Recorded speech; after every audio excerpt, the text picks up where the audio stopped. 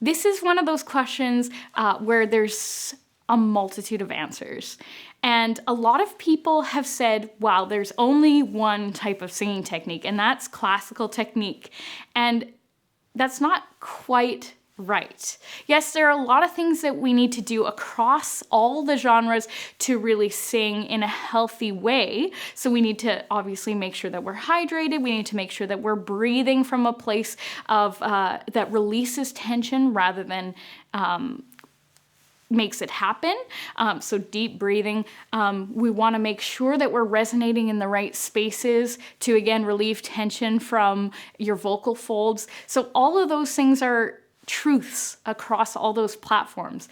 But then there are different things such as tuning things that might be a little bit different. How you use your ear might be different in pop music as opposed to if you're in a choral setting and you're singing with a whole group of people. You're going to think about your tuning in a different way.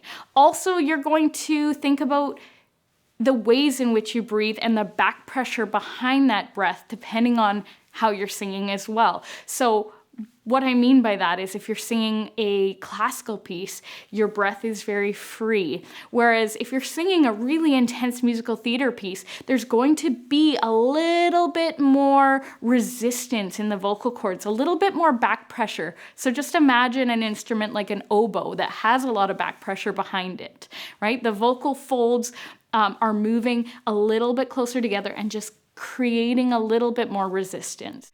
Also, what's going to make a difference is where you put your resonance. So in choral music or classical music, oftentimes that resonance is going to be a little bit further back, a little bit more back here, whereas in like rock or musical theater, contemporary musical theater, or pop, a lot of the time that resonance is going to be a little bit further forward. So there's multiple things that go into the technique for each of these, but then there are also just general truths that go into each of them as well.